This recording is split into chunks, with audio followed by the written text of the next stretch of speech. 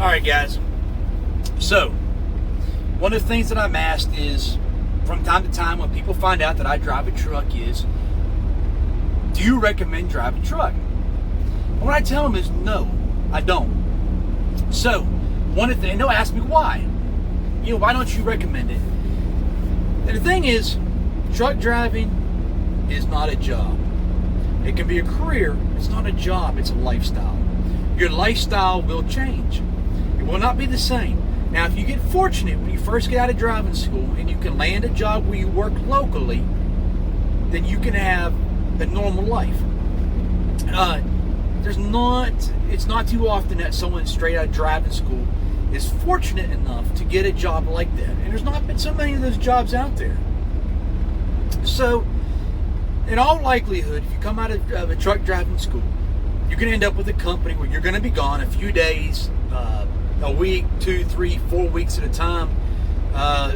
Look, there's guys I know that have been out here for a long time, and they stay out 2, 4, 6, 7, 8 months at a time.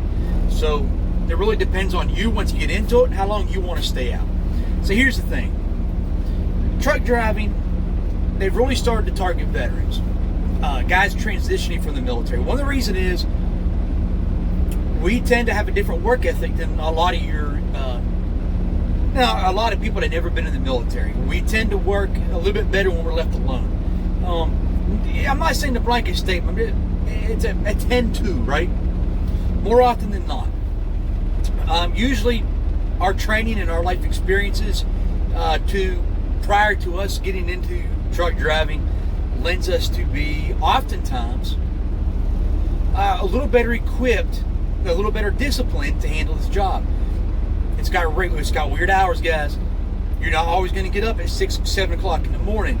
Sometimes your day won't start till 4 o'clock in the afternoon. It won't end till 4 o'clock in the morning.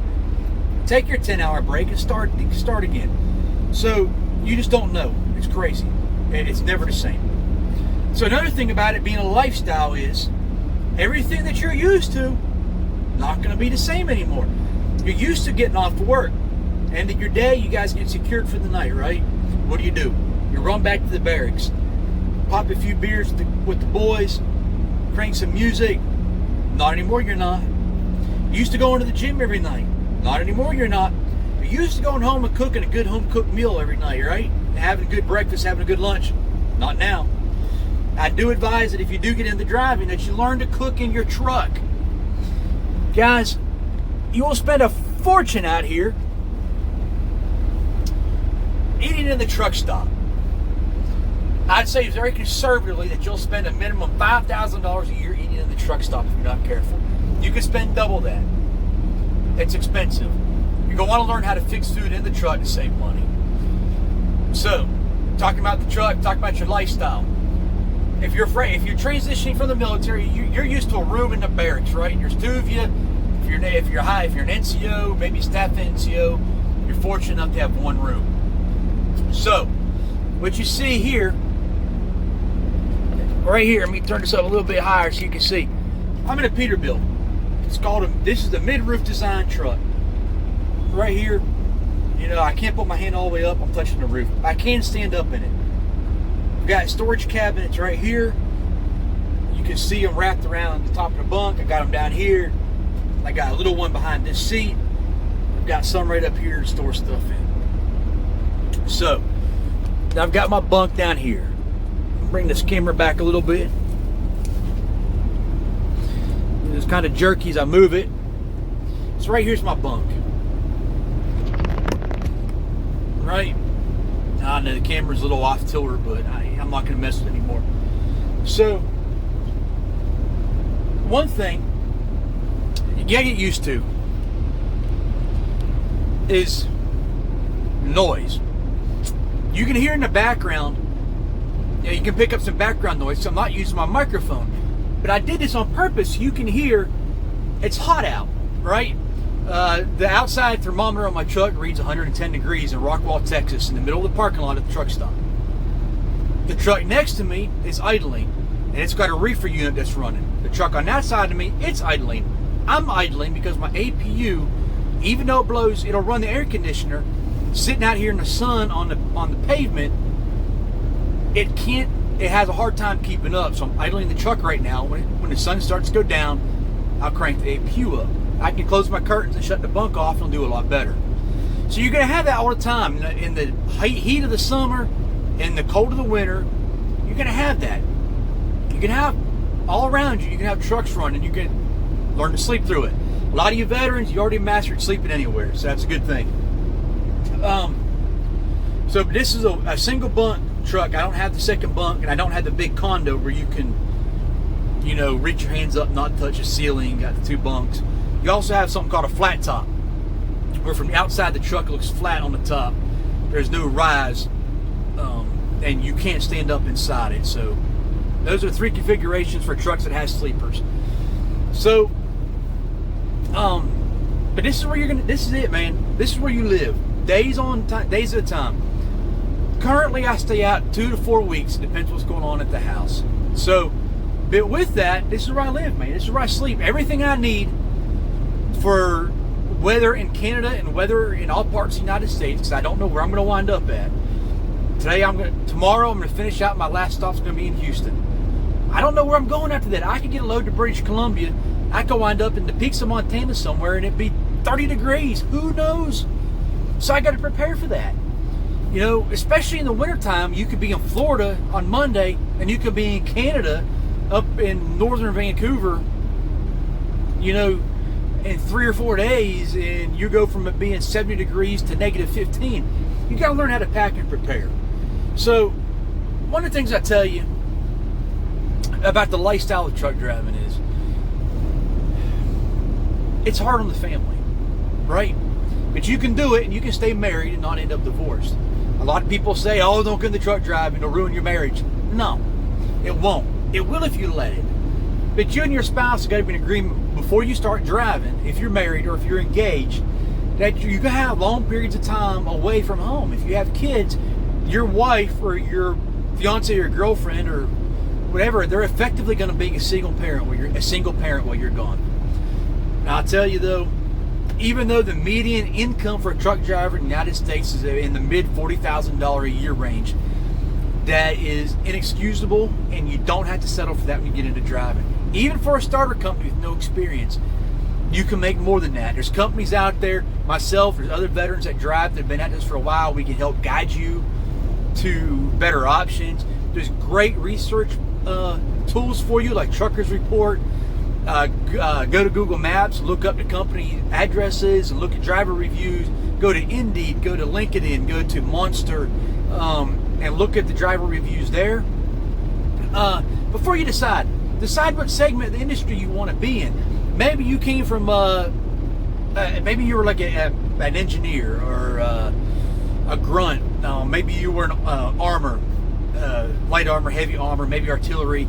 You used to be out in the field doing some heavy lifting, being dirty, sweating, or being cold, and you can live with it for short periods of time. It doesn't really bother you.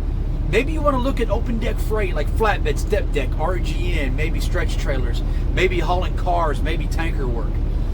Maybe you don't want to do that at all. Maybe you got your career in the military's been in the office and some other support field. Maybe you did come from combat arms, MOS, and you're like, hell with that, I'm not doing it anymore. There's other options. You can drive in refrigerator freight. Figure out what you want before you jump into it, because I tell you, when you go through your classes to transition out into civilian life, when I came off active duty, we called it TAMP and TAP, and you can set up with a VA rep where you live and in a Veterans Employment Service type deal. And these companies that are labeled as veteran-friendly companies and have won awards from the VA and the military for hiring vets are not always necessarily a good option. Some of these companies are very bad. They bring you in, they treat you like shit, they underpay you, undertrain you, and they set you up for failure. So ask around and do your research before you jump into them. They will promise you the world. You got to understand. It's just like the recruiter when you joined up. What did they promise you, right? And what would you get when you got there? So keep that in mind. Recruiters are paid liars. Now some recruiters will balk at it. I know some very good recruiters. The company I work at now, this is the second time I worked for them. I've been in the trucking industry since 1997. I've left it a couple times for short periods of time, but I came back. This company, name on the hat, only company I've worked for twice. I've been very fortunate. All the companies but one I've worked for have been good companies, and the recruiters have been pretty good. I haven't been lied to. Some information left out that I should have known to make a decision, but just be very wary. Be very leery of what they promise you. Ask questions. Get on Facebook, some of the Facebook groups for trucking. Ask questions. You can find me on social media. You can find me on Instagram, ACS0311. You can find me on Twitter, Andy Specht. You can find me on JRHD0311 on Parler. You can find me the Thinking Man on Tumblr. So, and just saying, my name on Facebook. If you want any questions, want a little bit of guidance, guys, more answers, hit me up. I'll be glad to answer any question I can. You spent 4, 6, 8, 10, 15, 20 years getting screwed by Uncle Sam. Guys, there's no need to come out in the civilian world and get in a truck and get screwed because you just didn't know what to expect. Coming out of the military, transition to being a civilian, guys, it can be confusing. It's nothing that you knew the civilian world before you joined the military is the same getting out. You look at everything different. But I will tell you, just like you got that staff NCO, that E6 that's been there 20 years, plugging everything up, just being a major pain in the ass, thinking he's tough and hardcore and all that good mess. You got the same thing in the civilian world. You got the same kind of personality. The thing is with truck driving is they're not over your shoulder breathing down your neck all the time. They're not always micromanaging you. Even with the electronic log, even with cameras in the truck, you're still pretty much left alone. You can still see the country. And you can see areas that you want to go back and see. A good dispatcher, a good fleet manager, a good load planner will help you get those loads on weekends so you can shut down and maybe rent a car, get a Lyft or Uber, or maybe you can park your trailer and bobtail to like an RV spot or something. You can see some of the stuff. So even though I don't recommend it, if you want to do it, it can be very rewarding. It provided a good opportunity for my wife and I where we could raise our kids on a single income. Where my wife could stay home, she could homeschool, be a stay-at-home mom, which we believe is the best thing for the children, for the mom to be home. That may not be what you and your wife or your girlfriend or whatever want to do, but for us, that's what it was. So, guys, your diet. As you saw when I was standing up, when I came off active duty in 97, 5'10", 180 pounds. Now it's 2020, I'm 5'10", 180 pounds. The weight's not all in the same area. My waist was 28 inches, now it's 32. I used to wear an extra large shirt that fit well, now I wear a large shirt. So, but it's possible not to be fat, not be slovenly, not be stinking, not look like you're homeless vagrant. You don't have to look like the stereotypical truck driver. Today I'm bumming. I'm wearing my t-shirt. Normally I'm wearing a collared shirt. If you look at my previous videos that are mostly filmed in the truck, you'll see they all have I'm wearing a button-up shirt.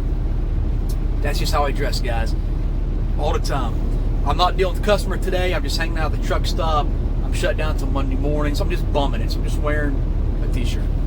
So you don't got to fit the stereotype. If you get into trucking, break the mold, break the stereotype, guys. Take care of yourself. Represent yourself well.